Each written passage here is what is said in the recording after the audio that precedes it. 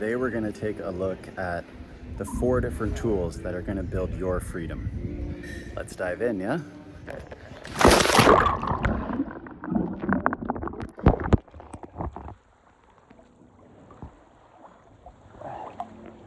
All right, so to have your freedom, what you're going to need to do is essentially build it.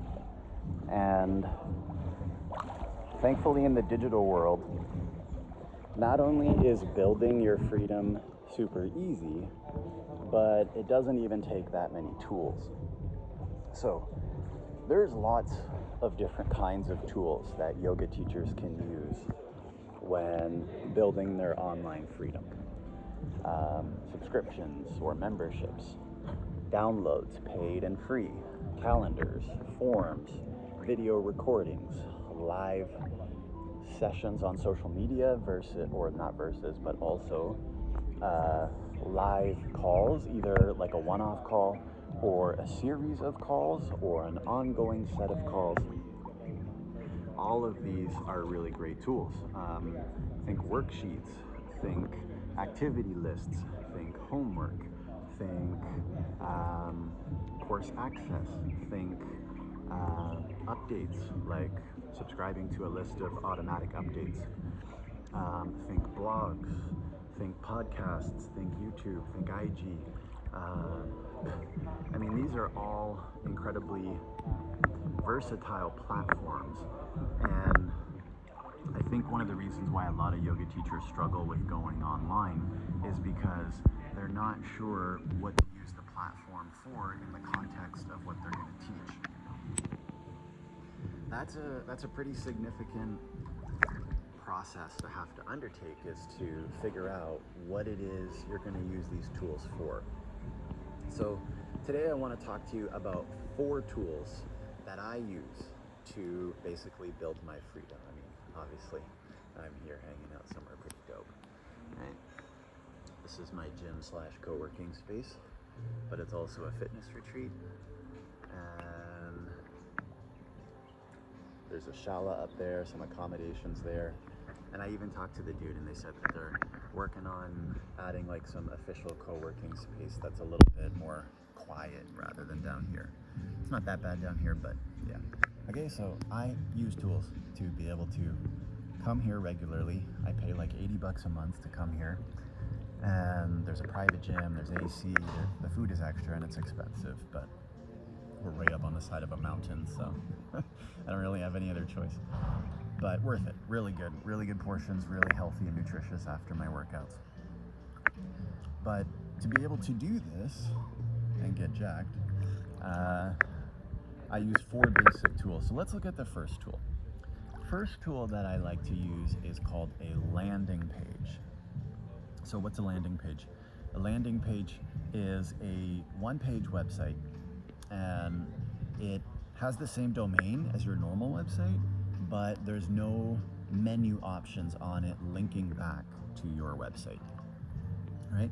Why, right?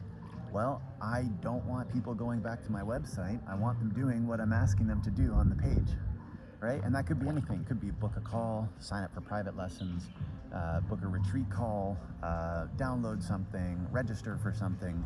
Whatever it is on this page, I want them doing that one thing and nothing else. Because I don't want a bunch of people just clicking around my site. I want them taking action, right? So there's very little stuff that's actually on my official website pages, because landing pages is what I mostly use. And the reason for this is because with a lot of my students, there's specific pages that they need at specific times. You need to book another call with me? Great. You want to register for privates? Great. Like, once you've registered, you don't really need to go on my website anymore, because my systems will contact you via text, via email, and they'll have the appropriate links for you to do what you need to do. Book your next call, view your recordings, see what your like payment status is like on stuff, or get receipts, right? So you don't need to go to my website for that. My systems will give it to you, right? Total shift. So landing pages are absolutely crucial because they start the process and they communicate what it is you're trying to offer to people. What's included, what the guarantees are, how they can get started, how this is a solution and an answer to their problems. And a landing page communicates all of that for me. I don't need to keep repeating myself, right? Really helpful. And then all the buttons on the landing page, they go to the same place. So again, whatever I'm asking the student to do, if it's register for private yoga, then it takes them to a registration form. If it's, book a call with me, then it takes you to a link where you can see what my availability is on a calendar and choose the time that works for you to connect with me about a specific topic. Register for a workshop, okay, enter your name and email, and the workshop will start in a few minutes, So do you see how this landing page is the first step to communicating your message and allowing your students to identify if you're the right one for them? And then if they do identify by themselves that they are the right one for you, you've provided them with the action that they take next. Register, download, pay, whatever. Different times, different actions you want them to do. So that's your landing pages. And I've already talked about this, but tool number 2 is going to be forms. Okay, so we've talked about this like for registration forms and stuff, but forms might seem boring, but they're extremely game-changing, especially in the world of online anything, but particularly yoga. Okay, so when you are filling out a form and you're typing your name and your email and your address, and maybe you're answering some questions, okay? Every answer that you put in that is going to be a piece of data that can be applied somewhere else. So for example, in a sheet, in a form, if you have first name, last name, email, that can easily be put into a spreadsheet with the columns first name, last name, and email. And what this does is allows the information to be gathered and then reviewed or sorted or measured. And it also allows for other systems to take action because a piece of data has come through that these systems can use. So I know that sounds kind of weird, but like, for example, if somebody types in their first name and last name on one of my forms, my automations can create a folder in Google Drive with that student's name on it. And then, I don't have to do that. So that's one example. And forms are the basic tool that initiates most of my automations because it's receiving the data and telling everything else to start. So forms can be used for everything, guys. Like, tell me about your yoga journey. Which asanas are you working on? Have you had any injuries before? These are all things that students will fill in on their own, and it allows students to take that next step of their journey with you, whatever that is. So if it's buying a book or registering for a class or a workshop or paying for a retreat, whatever, a form is what allows that information to be collected. And once the form is completed, then you submit the form, and many times you guys will know when you register with a form, then it takes you to another page, right? This is called a link redirect. And a link redirect is pretty incredible because it allows for someone to take the next step with you, but by themselves. So let's say, for example, after the registration form that my students have for private lessons, I don't do that many private lessons, but it's an easy example everyone can wrap their head around. Okay, so you've registered, right? Well, what's the next step? Well, the next step is you need to sign a liability waiver, right? So I have my registration form take me to my liability waiver, and there's a little checkbox. Do you agree not to sue me and stuff? Yes. Okay, great.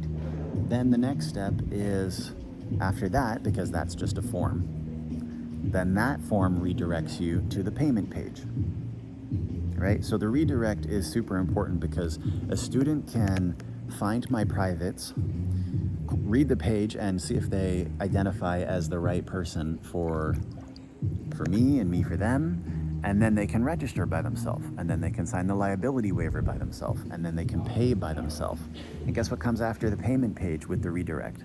The book your first private class page. So that whole thing can be done by itself. The student can do it at any time without waiting for me, and just do it, right? And I can wake up on my phone and say, hey, new student signed up. There's the money in my account. There's their page that they booked, and or their class that they booked, and we can get started. I don't have to do anything, and the student can do it at all. The student can do it all at their own convenience. Okay, so that's tool number 2 is forms and redirects. Forms usually have redirects in them. Tool number 3 is a checkout page. So a checkout page is just a few numbers that you type in, whether it's in PayPal or Stripe or some other third-party payment processor. But what you do is you essentially fill out a form on the back side, right, inside the app. Like I use Stripe. So there's a form and it says, what's the name of this product or service? And you write it in, and then you give a little description. And then it says, type in how much you want to charge for this. So you type in any number that you feel is worthwhile. And then it says like which currency. And you pick the currency you want to get paid in. And then it says, do you want to charge this one time or monthly? And you pick the one that you want. And then there is an option in there, like it will give you the name and the address that it has to collect and the card. And then Stripe holds on to the payment information for me, so I don't actually like see people's card numbers and stuff. And then there's an option that says, where do you want people to go after this? So you put the next link in there. And the next link, in this case, is booking pages. So I will use booking pages a lot because it prevents me from having to communicate with students or prospects, prospects or people who want to work with you. Or leads. Leads are people that I'm reaching out to that I might want to work with, right? So what this does is it avoids me being like, I'm available on Tuesday at 4 and Wednesday at 10, London time, Toronto time, Dubai time, right? You don't want to be converting time zones and availabilities with people. It's a waste of your time. And it makes you look like you don't have systems in place to take care of that. So that's really important to have these booking pages. Student wants to work with me, they book me. My existing students want to talk with me on the phone, on Zoom, they book me. I just kind of expect that people do that too, because then I don't have to wait for them to confirm. I can just pick it and know that it's on my calendar. And then when someone does book me, it just shows up on my calendar and it puts the Zoom in there, and I know who I'm meeting with, when, and what it's for, and I don't have to do anything. I just have to take the call, right? So these are the 4 essential tools of building your online freedom. It's how I'm able to chill and take this video in a place like this. It's how I'm able to not care about my phone getting wet. It's waterproof, but I know some people are still worried about that kind of thing. But when you have these tools put together, and you can use them for basically anything, right? So like, for example, I can use a landing page and a form and a checkout page for a student who wants to upgrade their options with me. Or I can use it for a brand new student who wants to sign up. I can use it to offer books for download. I can use it to offer private yoga classes, group yoga classes, workshops, webinars. I could charge for webinars if I want. I can offer regular consulting calls, mindset coaching. I can use it for basically whatever I want. And you just have to be creative, right? Think about going beyond group classes, beyond live classes, and offer something. I can use this for someone to purchase a custom journal that I've made and put online, or a shirt, or some other service, right? These are all ways to make use of these tools and platforms, and social media just sits on top of all of that. And you give people previews, and you talk about it, and you show how it's used in real life. You show how you can solve people's problems, And then you tell them, go click the link in your bio.